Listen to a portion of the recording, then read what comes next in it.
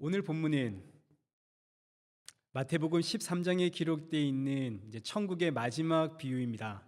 총 세 가지의 비유를 우리 함께 살펴볼 텐데, 첫째는 천국은 마치 밭에 감추인 보화와 같다라는 비유이고, 두 번째 비유는 천국은 마치 좋은 진주를 찾아 헤매는 장사꾼과 같다라는 비유이고, 그리고 마지막 세 번째 비유는 천국은 마치 바다에 치고 각종 물고기를 모으는 그물과 같다라는 비유입니다. 이 세 가지의 비유를 통해서 천국이란 무엇인지를 우리 함께 살펴보도록 하겠습니다. 먼저 첫 번째 비유입니다. 44절부터 보시죠. 천국은 마치 밭에 감추인 보화와 같으니 사람이 이를 발견한 후 숨겨두고 기뻐하며 돌아가서 자기의 소유를 다 팔아 그 밭을 사느니라. 천국은 밭에 감추인 보화랍니다. 사람이 이를 발견하면 숨겨두고 돌아가서 자기 소유를 다 팔아서 그 밭을 산다는 거죠. 이 말씀은 당시 유대인들에게 아주 친숙한 이야기입니다. 유대인들의 역사는 우리가 잘 알듯이 늘 침략당하는 역사죠. 애굽이 쳐들어오든지 바벨론이 쳐들어오든지 아수르가 쳐들어오든지 늘 침략을 당해왔습니다. 이게 이스라엘의 역사입니다. 근데 어느 날 그 적들이, 원수가 내가 살고 있는 마을에 쳐들어온다, 이 소식 들으면 어떻게 해야 할까요? 빨리 피난 갈 준비를 해야겠죠.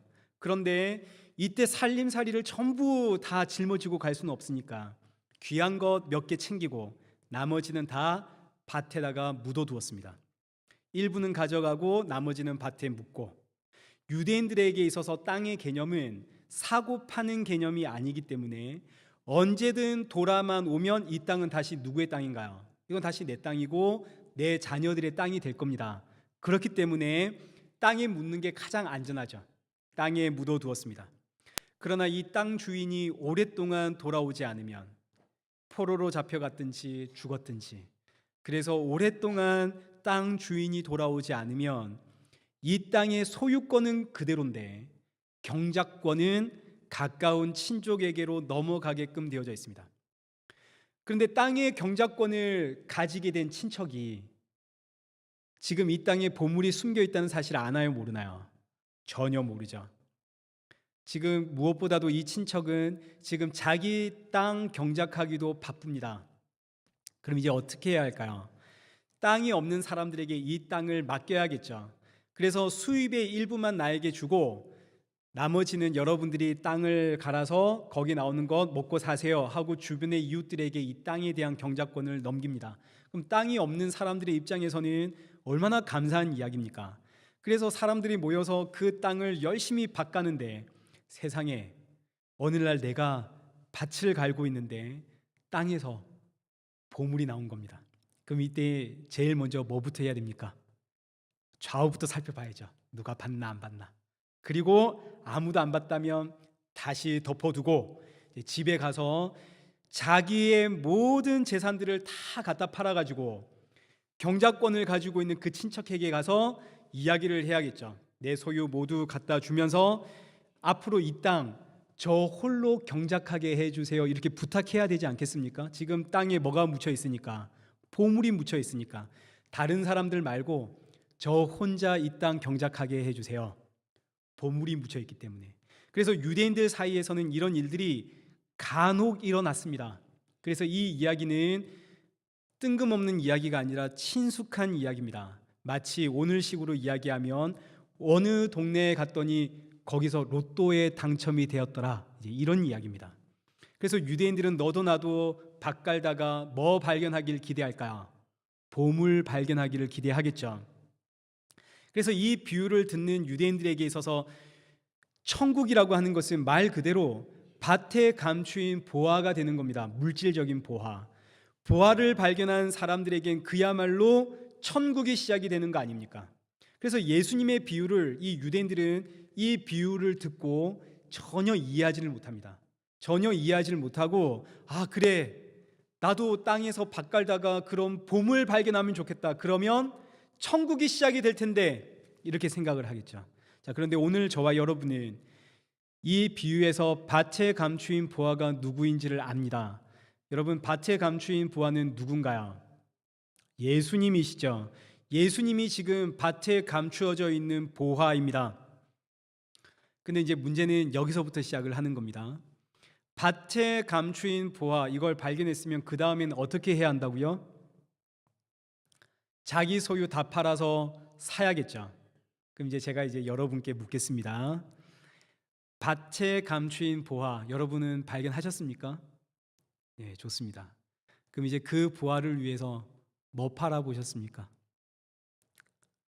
나와 내 가정과 내 자녀들을 위해선 집도 사고 땅도 사고 차도 샀지만, 날 위해 사는 것은 해보셨겠지만 예수님을 위해선 뭐 팔아보셨나요? 여러분, 집 팔아보셨습니까? 차는 팔아보셨습니까? 오늘 본문을 보니까 밭에 감추인 보화를 발견하면 자기 소유 다 팔아서 그 밭을 산다는데, 우리는 지금 뭐 팔았나요? 지금 이 비유라면 지금은 우리가 집 살 때입니까? 땅 사야 될 때입니까? 지금이 있는 땅도 팔아서 헌금해야 할 때죠. 그래서 실제로 한국 교회에서는 정말 예수님을 위해서 집 팔고 땅 팔고 차 팔고 했었습니다. 집 팔아서 전셋집으로 가고, 전셋집 그 전세금 빼서 교회 헌금하고 월세로, 이런 분들이 많았습니다. 정말로 보화 보물을 발견했기 때문에 자기 소유 팔아서 그 보물 샀다는 거죠. 저도 어릴 때는 교회 건축 헌금을 한다고 온 가족이 2년 3년 허리띠 졸라매면서 할 수 있을 만큼 저축을 했던 기억이 제 머릿속에도 있습니다. 자, 그런데 이제 문제는 뭐냐면, 이 비유대로라면 천국은 돈 주고 살 수 있는 곳이군요. 맞습니까? 아닙니까? 지금 이 비유대로라면 밭에 감춰 있는 보화를 발견했습니다. 그러면 내 소유 다 팔아서 이걸 샀다는 말은 천국은 돈 주고 살 수 있다는 이야기 아닙니까? 맞습니까? 틀렸습니까? 이 비유 그대로 보면 천국은 돈 주고 살 수 있군요. 돈으로 갈 수 있는 나라가 어디? 천국. 이거 맞나요? 틀렸나요? 틀렸죠. 이렇게 해석하면 이건 진짜인가요? 가짜인가요? 가짜죠. 거짓말입니다. 예수님을 위해서, 저 천국을 위해서 자기 소유를 다 파십시오. 이건 다 거짓말입니다. 어디 천국을 어떻게 돈 주고 사십니까? 누가 돈 주고 천국을 살 수 있단 말입니까? 자, 이제 예수님의 제자들의 이야기를 한번 생각해 보십시오. 마태복음 19장 27절입니다. 베드로가 대답하여 이르되 보소서, 우리가 모든 것을 버리고 주를 따랐나이다. 그런즉 우리가 무엇을 얻으리까? 베드로는 우리가 잘 알듯이 어부죠. 어느 날 예수님이 나타나서 내가 너로 사람을 낚는 어부가 되게 하리라, 이 말씀을 하니까 베드로가 어떻게 했습니까? 배도 버리고 부모님도 버리고 아내도 버리고 심지어 자기 가족들 다 버리고 베드로는 예수님 따라갔습니다. 예수님을 위해서 정말 모든 것을 버린 사람이 베드로. 그래서 베드로는 자신 있게 예수님께 말할 수가 있죠. 예수님, 우리가 모든 것을 버리고 예수님을 따랐습니다. 자, 그런데 이 베드로 십자가 앞에서, 진짜 천국이 시작되어지는 그 십자가 앞에서는 어떻게 했나요? 3번이나 예수님을 부인하고 저주하고 맹세하고 도망을 가죠. 예수님을 위해서 모든 것을 다 버렸습니다라고 하는 제자들, 십자가 앞에선 단 한 사람도 남지 않고 다 도망갔습니다. 천국 돈으로 살 수 있나요? 없나요? 천국을 어떻게 돈으로 삽니까? 그럼 밭에 감추인 보화, 자기 소유를 다 팔아서 그 밭을 샀다는 말은 대체 무슨 이야기입니까? 첫째, 밭에 보화가 감춰져 있었습니다. 근데 밭을 가는 사람은 지금 밭에 보화가 감춰져 있다는 사실을 아나요? 모르나요? 전혀 모르죠. 그런데 어느 날 갑자기 밭 깔고 있는데 내 눈앞에 보화가 보였다는 이야기입니다. 이게 바로 천국은 침노하는 이야기입니다. 나는 천국을 찾아 헤맨 적이 한 번도 없습니다. 나는 그저 오늘 살기를 바빴습니다. 밭을 가는 농부처럼 오늘도 나는 그저 주어진 일에 열심히 살아갔을 뿐입니다. 그런데 갑자기 어느 순간 저 십자가의 예수님이 천국으로 보이는 거죠. 정말 예수님이 천국의 하늘의 보화이군요. 어느 날 갑자기 내 눈에만 예수님이 천국의 보화로, 이게 지금 사도 바울의 이야기입니다. 사도 바울은 율법의 의로 흠이 없는 사람이죠. 바리새인 중에 바리새인, 히브리인 중에 히브리인이 사도 바울입니다. 하나님의 말씀에 통달한 사람입니다. 그 바울이 예수 믿는 사람 다 잡아 죽이려고 살기 등등해서 다메섹으로 갈 때 어느 날 갑자기 느닷없이 그 길에서 내가 죽이려고 했던 그 예수가 천국으로 보이더라. 완전히 뒤집어지죠. 전복되어집니다. 하나님의 나라는 이렇게 갑자기 어느 날 우리에게 찾아오는 겁니다. 이것이 밭에 감추인 보화. 어느 날 갑자기 예상하지 못한 곳에서 튀어나온 보화. 이렇게 보화를 찾으면 자기 소유를 다 팔게 되어집니다. 이때 자기 소유란 물질, 돈 이런 유치한 개념이 아닙니다. 돈으로 천국을 살 수 없죠. 내 재산 다 팔면 천국 살 수 있습니까? 그런 이야기 아니죠. 여기서 말하는 자기 소유라고 하는 것은 자기 부인을 뜻합니다. 예수님이 천국으로 보여지면 자기 부인을 하게 된다는 이야기죠. 우리가 이 땅에 살아갈 때 돈은 좀 없어도 됩니다. 그런데 돈 때문에 나의 뭐가 상하나요? 돈이 없는 것 때문에 나의 자존심이 상합니다. 공부는 좀 못할 수 있습니다. 근데 공부 못해서 학벌이 낮아서 나의 뭐가 상하나요? 나의 자존심이 상하죠. 가난해도 돈이 없어도 학벌이 없어도 자존심만 안 상한다면 아무 문제 없는데, 그런데 내 자존심이 상하면 그때는 우리는 잠도 못 잡니다. 감히 나를 건드려? 이렇게 되죠. 그런데 십자가, 예수님이 천국으로 보이면 그 십자가의 예수님 앞에서 내 소유, 나를 나되게 만들어주는 그 자존심들이 전부 다 무너지는 이야기입니다. 왜요? 이제는 내가 알았거든요. 예수님이 나의 주인, 예수님이 나의 머리, 예수님이 나의 자존심. 그래서 어느 날 갑자기 천국의 보아이신 예수님을 발견하게 되면, 예수님, 저는 죄인입니다. 저는 주의 것입니다 하고 자기 부인하고 예수님을 나의 주인으로 맞이하게 되는 것, 이것이 밭에 감추인 보화의 이야기입니다. 자기 소유를 다 팔아 그 천국을 나의 전부로 삼는 이야기, 예수님을 나의 머리로 삼는 이야기, 이게 밭에 감추인 보화의 이야기입니다. 자, 두 번째 비유 45절 보시죠.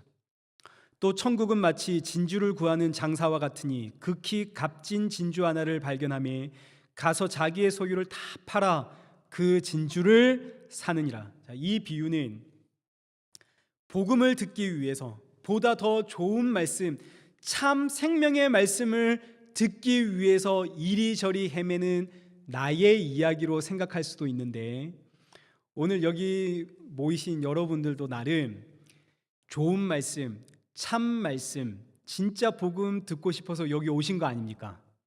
그러면 그 말씀 이제 찾았으니까 그 다음 어떻게 해야 됩니까? 자기 소유 다 팔아야겠군요. 근데 왜 여러분 아직도 안 파셨습니까? 여기가 진짜 좋은 복음 전하는 곳이 아니라서 아직 안 파셨군요. 그러니까 이런 식으로 유치하게 예수님의 말씀을 전부 다 돈과 연결시키면 안 되는 겁니다. 이런 말씀을 볼 때마다 돈과 연결시키는 이유는 하나입니다. 우리가 전부 다 돈에 사로잡혀 있는 돈의 노예이고 돈을 너무너무 사랑하는 존재라서 그렇습니다. 좋은 진주를 찾아 헤매는 이 장사꾼은 복음을 찾아 이리저리 헤매는 저와 여러분의 이야기가 아니라 예수님의 이야기입니다. 우리가 언제 복음 찾아 헤맸습니까? 복음이 나를 찾아왔지, 복음이 나를 내 안으로 쳐들어온 것이지, 언제 저와 여러분이 복음 찾아 헤매 다녔나요? 그렇지가 않습니다. 복음이신 예수님이 나를 찾아오셨습니다. 저와 여러분은 좋은 진주입니다. 이게 진짜 우리가 좋은 진주라는 의미는 아닌 거 아시죠? 예수님 보시기에 우리가 좋은 진주라는 이야기입니다. 그래서 예수님, 좋은 진주 찾아 헤매다가 발견하면 자기 모든 소유를 다 팔아서 그 진주를 사시는 이야기, 이게 무슨 이야기인가요? 예수님의 십자가 이야기죠. 예수님께서 자기 모든 것, 심지어 예수님 자신의 몸까지 팔아서 저와 여러분을 사시는 이야기. 그래서 성도는 예수님의 핏값으로 구원받았습니다. 예수님의 모든 것으로 구원을 받은 성도. 이와 같은 비유가 누가복음 15장에 나오는 잃어버린 양을 찾아 헤매는 목자의 이야기입니다. 우리 누가복음 15장 4절 말씀을 한번 보시죠. 어떤 사람에게 양 100마리가 있었는데 한 마리를 잃어버렸습니다. 99마리를 내버려 두고 그 한 마리를 찾아 헤매다가 찾아낼 때까지 헤매다가 찾아낸 즉 어깨에 둘로 메고 온 이웃을 불러 모아 잔치하는 이야기. 자, 여러분, 양 한 마리와 동네 잔치를 한번 비교해 보십시오. 거기에 들어가는 돈과 정성 생각해 보십시오. 동네 잔치하면 양 몇 마리는 더 살 수 있습니다. 그런데 이 양 한 마리 찾았다고 온 동네 잔치를 하는, 이 양 한 마리 잃어버렸다고 찾아낼 때까지 찾아 헤매는 그 목자가 누군가요? 예수님 아닙니까? 이것이 좋은 진주를 찾아 헤맬 때까지 찾아다니시는 예수님의 이야기입니다. 예수님이 오늘 저와 여러분을 이렇게 찾아내신 거죠. 이건 너무너무 감동적인 이야기인데 감동을 받으셔야 되는데 제가 전달을 잘 못했네요. 자, 이제 마지막 비유입니다. 47절. 또 천국은 마치 바다에 치고 각종 물고기를 모는 그물과 같으니 그물이 가득하매 물가로 끌어내고 앉아서 좋은 것은 그릇에 담고 못된 것은 내버리느니라. 이 세상 끝에도 이러하리라. 천사들이 와서 의인 중에서 악인을 갈라내어 풀물불에 던져 넣으리니 거기서 울며 이를 갈리라. 천국은 마치 바다에 던진 그물과 같습니다. 그물에 고기가 가득 잡혔습니다. 그럼 이제 물가로 끌어내서 좋은 고기는 그릇에 담고 나쁜 고기는 다시 바다에 버리듯이 이 세상 끝에도 천사가 와서 의인과 악인을 골라내어 의인은 천국으로 악인은 풀물불에 던져져서 거기서 슬피 울며 이를 간다는 거죠.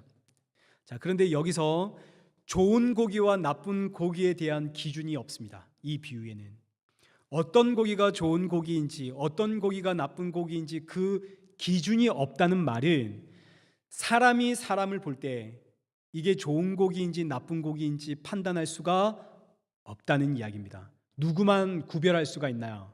하나님만 아십니다. 아무리 교회에 충성, 헌신, 봉사해도 아무리 성품이 좋고 아무리 존경을 받아도 그 사람이 좋은 고기인지 나쁜 고기인지는 사람은 알 수가 없습니다.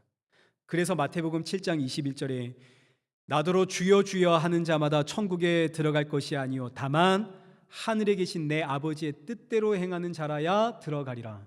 22절 그날에 많은 사람이 나더러 이르되 주여 주여 우리가 주의 이름으로 선지자 노릇을 하며 주의 이름으로 귀신 쫓아내며 주의 이름으로 많은 권능 행하지 아니하였나이까. 그때 내가 그들에게 밝히 말하되 내가 너희를 도무지 알지 못하니 불법을 행하는 자들아 내게서 떠나라. 누가 봐도 좋은 곡입니다. 선지자 노릇, 오늘 말로 하면 목사, 말씀을 가르치는 목사 이야기죠. 귀신도 쫓아냈습니다. 주의 이름으로 많은 권능도 행했습니다. 그런데 예수님 하시는 말씀이 나는 너를 도무지 알지 못하니 불법을 행하는 자야 내게서 떠나라. 아니 그러면 대체 어떤 사람이 하나님 나라에 들어갑니까? 21절에 기록되어 있는 말씀처럼 다만 하늘에 계신 내 아버지의 뜻대로 행하는 자, 하늘에 계신 내 아버지의 뜻대로 행하는 자, 이미 살펴보았죠. 예수님을 믿는 자라는 뜻입니다. 예수님을 믿는 자가 하나님 나라에 들어갑니다. 그래서 지옥에 가면 껄껄껄 한다면서요. 그때 예수 믿을 걸, 그때 회개할 걸, 그때 십자가만 바라볼 걸. 예수님을 믿는 자는 사도 바울이 아주 자신 있게 이런 이야기를 합니다. 우리 빌립보서 3장 3절 말씀 보시죠. 예수님을 믿는 자는 성령으로 봉사하고 그리스도 예수로 자랑하고 육체를 신뢰하지 아니합니다. 자, 그러니까 좋은 고기와 나쁜 고기는 겉으로 볼 때는 절대 알 수가 없지만 적어도 좋은 고기의 특징은 세 가지가 나오는데 성령으로 봉사하고 나쁜 고기는 어떻게 봉사할까요? 자기 열심으로 봉사를 하겠죠. 좋은 고기는 성령으로 봉사하고 둘째, 좋은 고기는 예수님만 자랑하고 나쁜 고기는 주의 일에 열심을 내고 있는 자기 자신을 자랑하고 셋째, 좋은 고기는 육체를 신뢰하지 않습니다. 자기 자신과 이 세상을 안 믿고 산다는 이야기입니다. 그러니 행실을 가지고 이게 좋은 고기냐 나쁜 고기냐 판단할 수는 없지만 적어도 좋은 고기라면 이런 행실들이 나온다는 거죠. 그러나 사람들은 겉으로 보고는 구분할 수가 없습니다. 이게 성령으로 하는 봉사인지 자기 열심으로 하는 봉사인지 사람들이 겉모습 볼 때는 알 수가 없습니다. 그러나 나는 압니다. 지금 내가 성령으로 하고 있는 봉사인지 아니면 의무감으로 하는 봉사인지 그리스도 예수에 대한 자랑인지 아무도 몰라준다고 섭섭해하고 있는지 누구는 아나요? 나는 알죠. 그리고 하나님도 아십니다. 그래서 예수 믿는 성도는 예수님 외엔 할 말이 없습니다. 결국 그물에 담겨 있는 이 물고기가 좋은 고기냐 나쁜 고기냐 구분할 땐 예수 그리스도를 믿느냐 예수를 믿지 않느냐로 구분이 되어지는 거죠. 예수 믿는 고기는 예수님 외엔 자랑할 것이 없습니다. 그래서 천국에서도 예수님만 자랑하겠죠. 그래서 천국입니다. 예수 믿지 않는 고기는 자기 자랑이 많습니다. 그래서 이 예수님을 안 믿는 고기는 아니 하나님은 그것도 모르시나? 내가 교회를 몇 개를 건축을 했는데 내 헌금으로 교회가 유지되고 있는데 내가 얼마나 교회에 충성 헌신 봉사했는데 아니 하나님은 그것도 모르시나? 이런 사람들이 모여서 하나님 그것도 모르시나 하고 일을 가는 곳이 지옥입니다. 누가복음 18장에 바리새인과 세리의 기도가 나오는데 바리새인은 기도를 하죠. 11절 바리새인이 서서 따로 기도하여 이르되 하나님이여 나는 다른 사람들 곧 토색 불의 간음을 하는 자들과 같이 아니하고 이 세리와도 같이 아니함을 감사하나이다. 나는 일에 2번씩 금식하고 또 소득의 11조를 드리나이다. 이런 사람들 누가 봐도 훌륭하고 정말 틀림없이 천국에 갈 것 같은 사람들 그들이 모여서 일을 가는 곳 하나님 그것도 모르시나? 하나님 이럴 수가 있나? 내가 얼마나 하나님 말씀대로 살려고 노력했는데 하고 일을 가는 곳 그것이 지옥입니다. 천국은요 13절 세리는 멀리 서서 감히 눈을 들어 하늘을 쳐다보지도 못하고 다만 가슴을 치며 이르되 하나님이여 불쌍히 여기소서 나는 죄인이로소이다. 이것이 성령으로 봉사하는 사람이고 예수님만 자랑하는 사람이고 육체를 신뢰하지 않는 사람입니다. 이런 사람들이 모여서 저는 오직 예수의 은혜로 삽니다. 이 고백을 하는 곳이 천국이 되는 거죠. 그래서 마태복음 22장에 보시면 혼인잔치의 비유가 나오는데 2절 천국은 마치 자기 아들을 위하여 혼인잔치를 베푼 어떤 임금과 같으니 그 종들을 보내어 그 청한 사람들을 혼인잔치에 오라 하였더니 오기를 싫어하거늘 4절 다시 다른 종들을 보내며 이르되 청한 사람들에게 이르기를 내가 오찬을 준비하되 나의 소와 살찐 짐승을 잡고 모든 것을 갖추었으니 혼인잔치에 오소서 하라 하였더니 그들이 돌아보지도 않고 한 사람은 밭으로 한 사람은 자기 사업을 하러 가고 자 지금 임금이 자기 아들을 위해서 혼인잔치를 열었습니다. 4절에 있는 말씀처럼 모든 걸 갖추었습니다. 몸만 오면 됩니다. 빈손으로 가면 됩니다. 그곳이 천국입니다. 천국은 모든 것이 갖춰진 곳입니다. 근데 사람들은 그런 천국 가길 싫어합니다. 왜일까요? 모든 것이 다 갖춰져 있거든요. 빈손으로 가야 되거든요. 그래서 사람들은 그런 천국 가기 싫어합니다. 자, 혼인잔치에 갈 때 나도 생색을 좀 내고 싶습니다. 나 이런 사람이야 하고 폼도 좀 잡고 싶고 나 이런 사람이야 하는 대접도 좀 받고 싶습니다. 난 너와 달라 이런 모습도 좀 보이고 싶습니다. 그런데 너도 나도 빈손으로 똑같은 모습으로 와서 똑같은 대접 받고 가면 싫다 이겁니다. 너와 나랑은 다른데 내가 너랑 같은 취급을 여기 와서 받아야 돼? 그런 천국이라면 나 안 가. 이게 지금 유대인들의 이야기입니다. 우리가 이렇게 평생 율법을 지키며 살아왔는데 평생 율법을 지켜온 나나 율법 지키지도 않은 저 세리나 죄인들 이방인들이나 천국 가서 똑같은 대접을 받는다면 그게 무슨 천국이야. 나 그런 천국 안 갈래. 그래서 8절 보시죠. 이에 종들에게 이르되 혼인잔치는 준비되었으나 청한 사람들은 합당하지 아니하니 내 거리 길에 가서 사람을 만나는 대로 혼인잔치에 청하여 오라. 그래서 오늘 이방인인 저와 여러분이 그 하나님의 혼인잔치에 참여하게 된 거죠. 이거 너무너무 감사하고 은혜스러운 일입니다.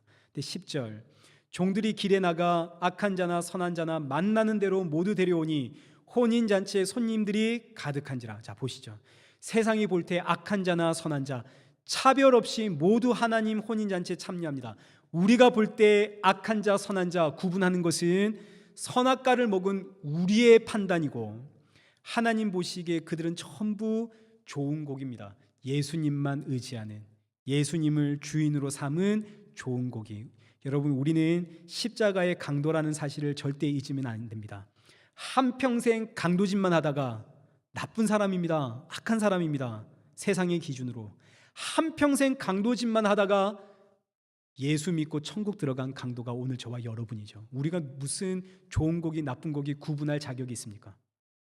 그런데 하나님 보시기엔 이런 우리가 다 좋은 곡입니다. 좋은 진주. 자, 그런데 이제 11절 한번 보십시오. 임금이 손님들을 보러 들어올세 거기서 예복을 입지 않은 한 사람을 보고 이르되 친구여 어찌하여 예복을 입지 않고 여기 들어왔느냐 하니 그가 아무 말도 못하거늘 임금이 사원들에게 말하되 그 손발을 묶고 바깥 어두운 데에 내던지라. 거기서 슬피 울며 이를 갈게 되리라. 자, 지금 이 사람은 왜 예복을 안 입고 왔을까요? 지금 혼인잔치에 손님이 없어서 종들이 나가서 악한 자나 선한 자나 거리에 있는 자들을 다 끌고 왔습니다. 지금 나는 밭에서 농사 일을 하고 있는데 갑자기 끌려왔습니다. 근데 끌려와 보니까 지금 왕의 혼인잔치입니다. 그러면 뭐가 걱정인가요? 옷이 걱정이겠죠. 이 일하다 온 이 옷 가지고 어떻게 그 왕의 혼인잔치에 들어갈 수 있습니까? 근데 당시 유대 문화는 혼인잔치 그 입구에서 예복을 나눠 주었습니다. 왜요? 그날의 주인공은 신랑이거든요. 신랑이 돋보여야 하기 때문에 그 누가 그 어떤 옷을 입고 왔다 한들 예복으로 갈아입혀 주었습니다. 신랑만 드러나야 하기 때문에 그날 혼인잔치에서 다른 사람들은 다 똑같은 옷만 입는 겁니다. 근데 한 사람이 입구에서 주는 옷을 안 입고 들어왔습니다. 왜일까요? 내 옷이 너무너무 좋은 폼나는 옷이거든요. 비교할 수 없이 좋은 고가의 옷을 지금 제가 입었거든요. 왕의 혼인잔치에 참여해도 될 만큼 너무너무 좋은 옷을 입고 와서 예복을 안 입은 겁니다. 내 옷이 너무 좋아서. 그래서 이 사람은 쫓겨나서 거리에서 일을 가는 겁니다. 여러분, 이게 지금 무슨 비유인가요? 천국잔치, 지금 이 하나님의 나라는 오직 예수 그리스도의 십자가의 옷, 그 십자가에서 흘러내린 예수님의 피옷을 입고 들어가는 곳이 천국입니다. 그런데 다른 옷, 세상에서 성공했다는 성공의 옷, 교회 안에서 봉사와 헌신과 섬김의 옷, 헌금을 많이 냈다는 그 옷으로 나를 치장해서 들어가면 절대 못 들어갑니다. 이게 혼인잔치의 비유이고 오늘 본문 그물에 잡힌 물고기의 비유입니다. 천국은 어떻게 들어간다고요? 오직 예수 그리스도를 믿음으로 그 십자가에 흘린 보혈의 피를 덧입음으로 들어가는 나라가 천국의 나라입니다. 자, 그러면 이제 마태복음 13장에 나오는 예수님의 천국 비유를 다 살펴보았습니다. 이걸 한번 정리를 해보겠습니다. 첫 번째, 씨 뿌리는 비유. 좋은 밭에 뿌려진 씨는 30배, 60배, 100배의 결실을 맺는데 예수님이 좋은 밭이고 예수님이 좋은 씨입니다. 하늘의 미랄로 오신 예수님, 십자가의 죽으심으로 오늘 저와 여러분이라는 이 땅의 성도라고 하는 30배, 60배, 100배의 생명의 열매를 맺으신 분, 이 예수님의 이야기죠. 둘째, 알곡과 가라지 비유는 아담과 하와의 선악과 사건 이후로 이 땅에 존재하는 모든 사람들은 다 한 사람도 예외 없이 모두 다 가라지입니다. 그런데 알곡이신 예수님이 내 안에, 내가 예수님 안에 연합됨으로, 이게 세례입니다. 연합됨으로 알곡인 내가 구원을 받습니다. 셋째, 모든 씨보다 작은 겨자씨가 자란 후에는 공중의 새들에게 안식처가 되어진다라는 이 겨자씨의 비유는 예수님의 십자가 비유입니다. 이 땅의 모든 시보다 가장 작은 시로 하늘 영광 버리고 이 땅에 오셔서 십자가에 죽으신 예수님의 이야기. 그래서 그 십자가에서 온 천하 만물에게 안식을 주는 예수님의 십자가의 이야기가 겨자씨 이야기. 넷째, 가루 서말 속에 넣어 전부 부풀게 한 누룩은 역시 예수님의 이야기죠. 가루 서말은 하나님의 백성, 성도는 예수님이라는 누룩으로 인해 새 사람, 새 생명, 새로운 피조물이 됩니다. 다섯째, 밭에 감추인 보화는 어느 날 갑자기 내 안에 쳐들어온 천국의 이야기. 예수님이 정말로 천국으로 보이시기에 내 모든 것 내려놓고 예수님을 나의 주인으로 모시는 이야기가 밭에 감추인 보화. 여섯째, 좋은 진주를 구하는 장사의 비유는 예수님 오늘도 좋은 진주인 자기 백성 찾아가시는데 단 한 사람도 빠짐없이 모두 다 반드시 찾아내고야 만다는 예수님의 천국 이야기. 그리고 마지막 그물에 잡힌 물고기 비유는 좋은 고기는 예수 그리스도를 믿는 고기, 나쁜 고기는 자기 자신을 믿는 고기. 자, 이 비유가 쉽나요, 안 쉽나요? 너무너무 쉽죠. 다 이해하셨죠? 그래서 이제 51절입니다. 모든 비유의 결론입니다. 51절. 이 모든 것을 깨달았느냐? 대답하되 그러하오이다. 지금 예수님께서 이 비유를 깨달았느냐라고 제자들에게 묻자 이 제자들이 예, 우리가 다 깨달았습니다. 여러분 다 깨달으셨나요? 다 깨달았는데 어떻게 십자가에서 예수님을 버리고 도망갈 수 있습니까? 십자가가 천국이고 십자가가 겨자씨 비유의 핵심이고 제자들은 지금 이 비유를 깨달았습니다 하면서도 깨달았나요? 못 깨달았나요? 이해하지를 못했죠. 그런데도 불구하고 예수님은 이제 이 말씀을 하시는데 이게 저와 여러분에게 주시는 사명입니다. 성도의 사명. 이 모든 것을 깨달았느냐? 그렇다면 52절 너희는 천국의 서기관이다.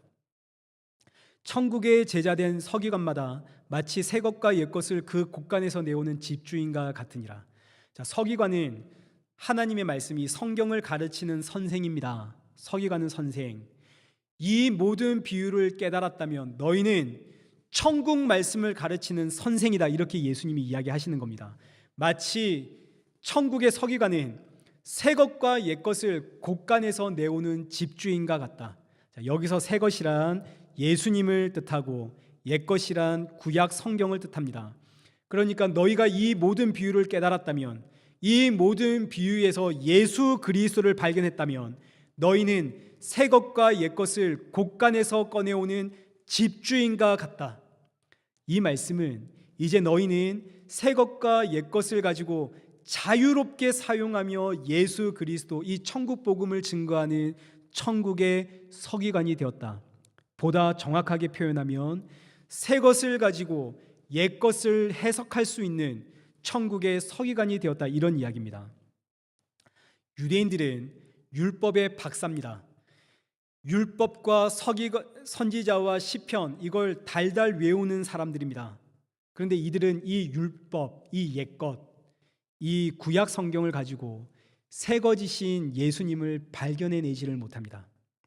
그런데 반대로 새 것이신 예수님을 발견한 천국의 서기관들은, 예수님의 제자들은 이제 구약 성경이 눈에 보입니다.